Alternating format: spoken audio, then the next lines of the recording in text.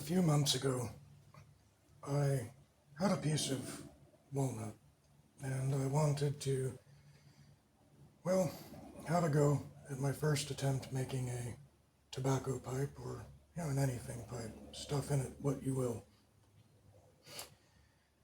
I thought walnut might make a decent wood. I have scraps of cherry, which I've read is better than walnut, but this is a rare piece of walnut. Walnut it's not the hardest wood, and it's often fairly hard. This is kind of sappy.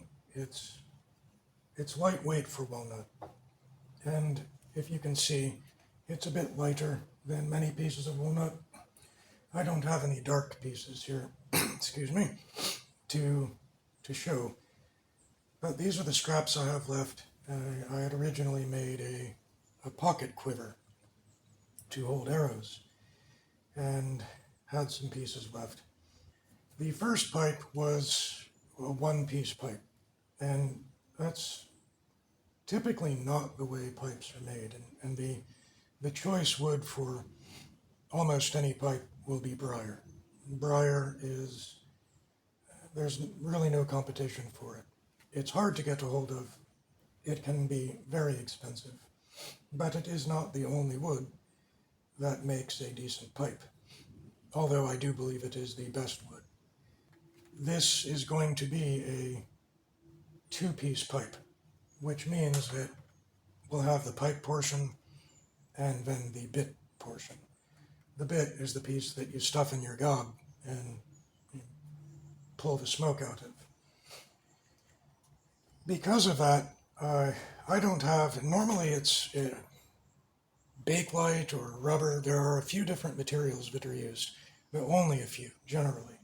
I don't know what they use with meerschaum pipes, which is a kind of a stone, but typically a pipe has a plastic, rubber, or I don't know. But I won't be using any of those. I am actually going to use Cocobolo. Alright, this was the first pipe I ever made. Kind of silly, but I didn't want to make it too complicated, so I used a single piece. And that's pretty sloppy there, the bit. But, it works and it smokes really well. So these are those pieces I showed you earlier. It will make more sense as they're carved. I used a punch, drilled a small hole, followed up with a small Forstner bit. This is a full-sized bore here. That's what I would use for a regular tobacco pipe. I'm going to go for something a bit smaller for a very short smoke, and I think for a shorter smoke, the bigger the bore, the less efficient it is. A smaller bore may allow me to have a quick 5-minute smoke or less, and I'll have to see how that goes. I drilled down about as far as I thought was necessary, but also I don't want to go lower than this because I'm coming in here with a smaller bit and drilling down there. And the way I do this is, if I'm lucky, that drill bit will carve into the bottom of this hole, which means it's going to hit that very bottom. It's not going to be on top. Ideally, you want that hole as low as possible. Now, not this hole, but the suction hole. You want it underneath whatever you're putting in there. Fentanyl, tobacco, asbestos. You want that hole underneath the material. Now, here is a piece of Cocobolo. I selected Cocobolo because it's dense, it's pretty water resistant, it's a hardwood and it shines up nice. Now, this is not what it will be in the end, but I have a small hole drilled through here. I made one error, and I only have one bit that's long enough to get through this. It's a bit bigger than I'd prefer. I was intending to bore about yonder far, and that mortise or tenon part that sticks in to the hole here, This is, I don't know, I think that's a 1/4 inch hole. But that's probably an 1/8 inch hole there. So when I carve around it and make that, damn, I don't know why I always forget that. I have all my life forgotten which one is which. That shaft piece that shoves in there, I wanted to have ample material surrounding that hole so that it was strong, and after repeated insertions and removals, it held up. I think the Cocobolo will do just fine. I've got some spatulas that are as thin as a leaf, and they're holding up really well after a lot of use. So that'll go there. And this will be carved. I'm going to actually carve this with this attached. So I'm going to go ahead and make this first, attach that, and then kind of carve around it so that way both pieces fit perfectly. There's enough rambling, I think. Certainly it's enough for me. We'll see how that comes out.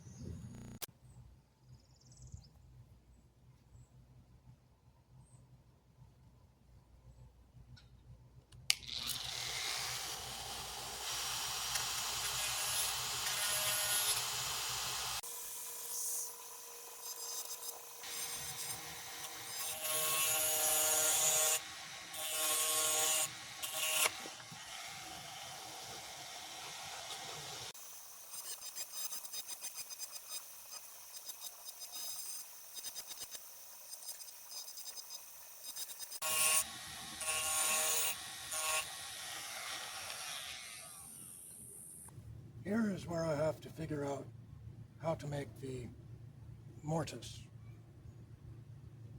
And the mortise will be this part, which will have a protrusion, that's the opposite. The mortise will be the pipe, which I guess receives the tenon. And the mouthpiece, will have to have a small shaft, as close to the diameter of this hole as possible. That's really going to be the most tricky part of this pipe. Take a good look at this now, how ridiculous it appears. If things work out well, in the end, it will be a nice, unique, one-piece pipe. Although I'm not terribly confident that it's going to turn out all that well. We'll see.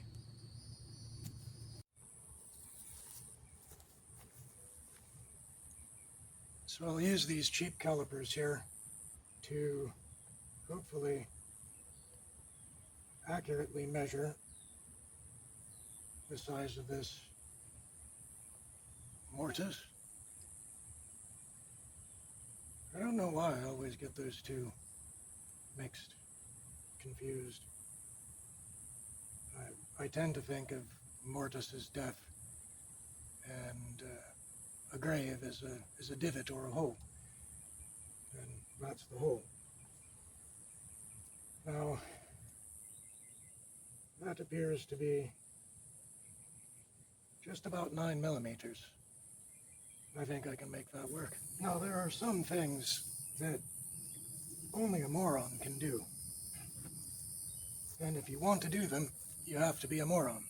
And I have no problem with that. It happens naturally. Holding a powerful die grinder with a big angry burr on the end, and the object you're working on by hand, especially such a small piece, is the kind of thing a moron does. Well, I don't have a whole lot of other options unless I want to spend a lot of time. So that's why I'm doing that. And I'm paying a lot of attention to the direction of the spin, the direction of the grain, and how I'm holding it. It's not guaranteed to avoid problems, but it does help. However, with more finicky work, such as making the tenon, if I get that mixed up, just forget about it. I don't think I'll ever remember. I'm going to use a Dremel. A lot more control. Doesn't have much torque. If it gets tangled in the clothing, it tends to stop. Whereas this, on a die grinder, you don't want to get that tangled in anything. So I'll be working on this, and I think this is a stupid approach, but I don't have a lathe. I don't have the equipment to make this kind of stuff easy. And these simple concepts, such as a mortise and tenon, it either takes a lot of time or the right tools. I don't have the tools, but right now I have the time. So I have a tenon forming, and I'm going much larger than I need to. And this will be filed by hand, the hard way, the old-fashioned way. And then begins the rest of the pipe. I'm making something that might vaguely resemble progress. I'm kind of cheating as I go along, and if you're wondering why I'm going about this so obtusely, it's a fair question. I think an intelligent person would start with a straight block of wood for the mouthpiece and simply measure the diameter of the hole, then take the shortcut and just measure that and cut it square and then file that down. That would have been certainly much more efficient and accurate, but I'm not taking this too seriously this time, and this was an ugly old scrap, and it was far from having straight edges. That's how it's coming along, and it does fit in there snugly enough to use.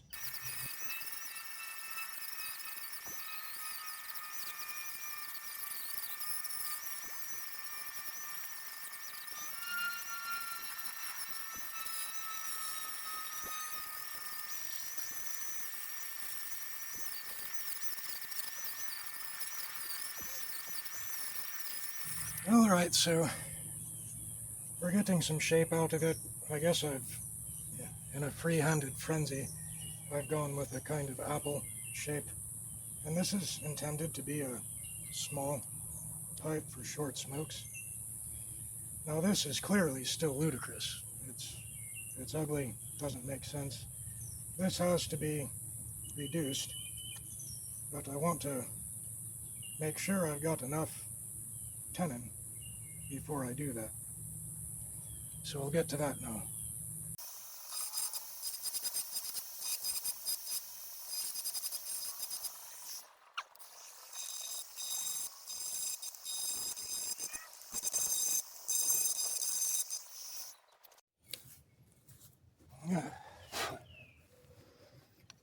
Now this just kind of helps me see where things are going. It's not finished.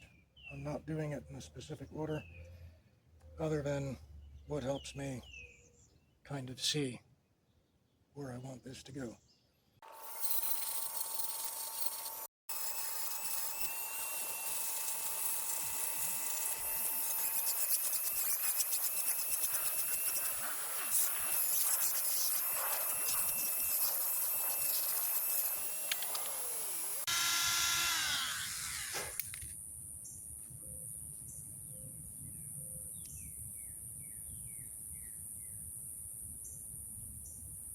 Well, maybe we're getting somewhere.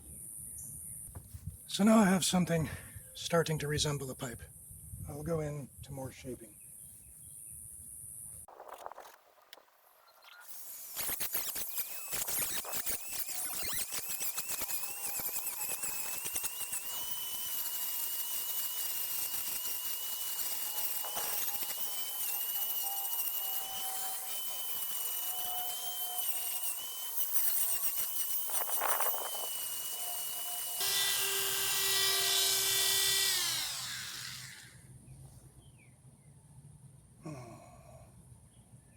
Well, I don't know.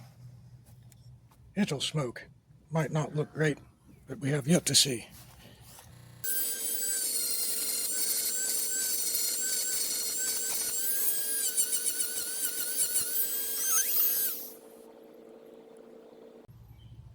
Not quite flush, as one might expect.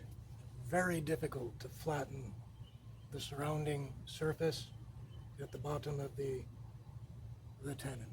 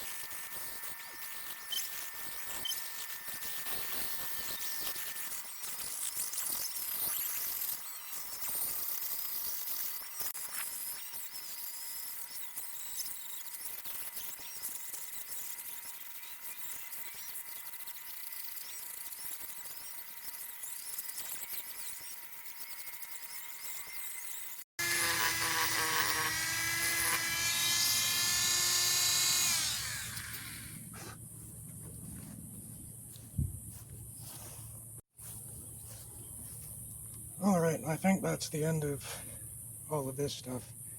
I'm going to probably leave it as it is. It's a bit on the ugly side. Leave it as it is as far as shaping it goes. I'm going to go ahead and sand it, finish it, and stick something in there. Probably not fentanyl.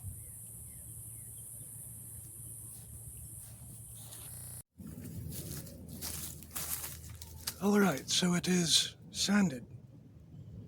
And this is it. But before I finished it, I wanted you guys to see that instant contrast that comes from putting on the happy sauce. So this again is a Cocobolo mouthpiece. No lathe, just Dremel and file work, and sandpaper, of course. Now I will not deceive anyone here. I bungled this, in my opinion. I don't take this seriously, but it's the first time I've made a two-piece pipe. And now I know kind of what to expect. So if I do this again, I will take it more seriously and hopefully have substantially better results. Now what I'm rubbing on here is food grade, so it should not affect the smoke. I'm going to get, where I primarily bungled this is in the tenon. It is a little bit too thinned out, so the fit is not as snug as it should be, and it's possible that once I get a little bit of this beeswax and oil in there, that will change. Certainly as the tar gathers, presuming I'm smoking tobacco out of this, it will tighten up a bit. But it will also wear over time. But here it is, which is probably adequate. Let me go ahead and move this somewhere else.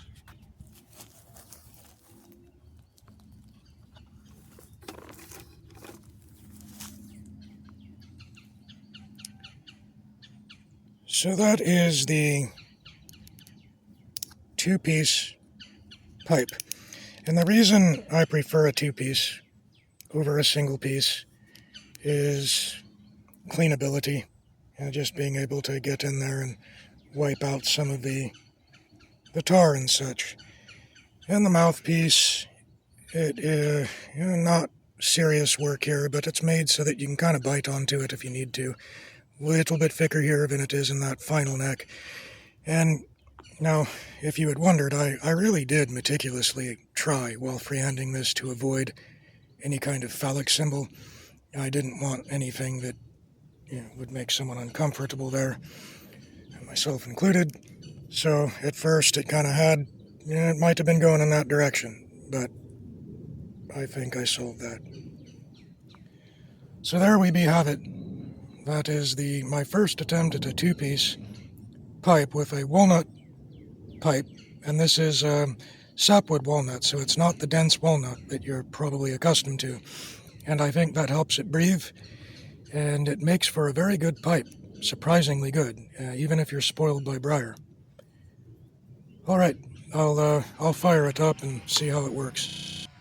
This here is a cold steel Recon, one of my favorite knives ever made, and I got this a long time ago when they were cheap. They use forget the name, but it's a tool steel, and man, it is a really good steel. Wouldn't trade that for a $300 fancy knife. Anyway, what I have here is a tin. It is not a Scudo. It is something from the local tobacco shop, but the first smoke, when you're breaking in a virgin pipe, it's never real good. You have to carbonize the interior.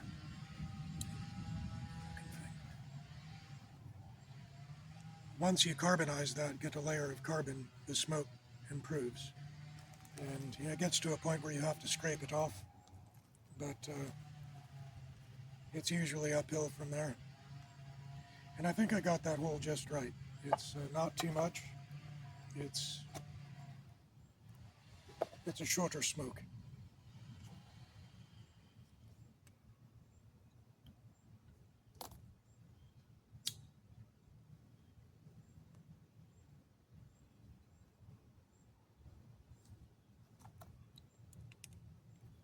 I'm crouched down here to get in the video. Have a sip of this green beer. Problem solved. No more carbon, just beer. Really is a good beer. Have a storm coming in from out east.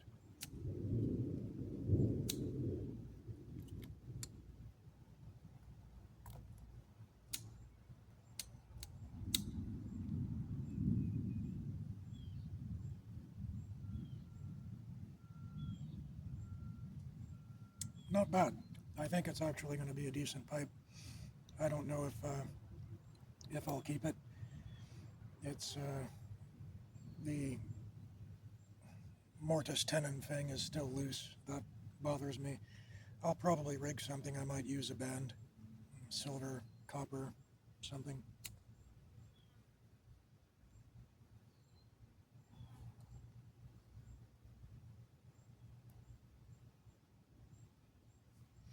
Well, this is an inherently wet tobacco. It's just what I grabbed, but it's doing okay. There's no bitterness. That's a good sign. And this is the same block of wood that the one-piece pipe came from, and that has been smoking really well. So I think this will do just the same. The only issue is getting this to fit tighter or doing something to secure. It's just a little bit loose and kind of annoying, but there's no leaking smoke or anything. It works. Pack this down a little bit more, and I did get the hole that I drilled in through here perfectly. It's at the very, very bottom, so it's underneath whatever you put in there.